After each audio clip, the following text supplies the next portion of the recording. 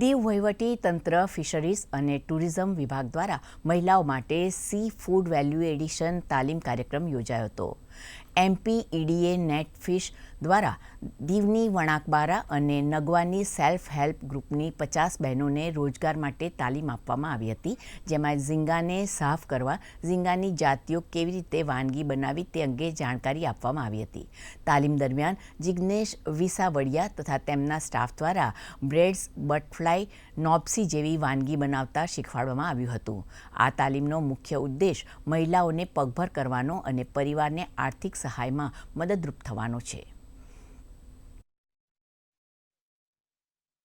આ training programme રાખવાનું મુખ્ય કારણ એ હતું કે જે આપણે દીવ છે, દીવની અંદર ખાસ કરીને વણાકબારા અને ઘોઘલાની અંદર જે મત્સ્ય ઉદ્યોગ છે એને વધારે સારી રીતે વેગ આપવા માટે ઝીંગા આઇટમ જે છે એની અંદર વેલ્યુએટેડ પ્રોડક્ટ બનાવવા માટેની ટ્રેનિંગ આપી અને આજીવિકા એક લાઇવલીહુડ વધારવા માટે થઈને સારો એવો નમ્ર પ્રયાસ ડિપાર્ટમેન્ટ ફિશરીઝ અને દીવ ટુરિઝમ દ્વારા કરવામાં આવ્યો છે। ઝીંગામાંથી અમને કઈ કઈ આઈટમ બને છે તે બધું અહીં શીખવાડવામાં આવેલું હતું। તેમાંથી બટરફ્લાય ઝીંગા અને નોબાસી ઝીંગા કેવી રીતે બને તે બધું અહીં બહેનોને શીખવાડ્યું અને તે ફ્રાય કરી અને કઈ રીતે બહેનો અહીં વેચી શકે અને વેચી અને પોતાનું જીવન કેવી રીતે ચલાવી શકે તે બધું અહીંયા ટ્રેનિંગમાં અમને બતાવવામાં આવેલું છે। અહીંયા અમને ટ્રેનિંગ આપવામાં આવી, તેમાં બહેનો છે એ પોતાના પગભર થઈ શકે છે ને વધારેમાં વધારે પોતાના આજીવિકામાં વધારો કરી શકે છે અને બધા જ બહેનોએ હોશે ભાગ લીધો।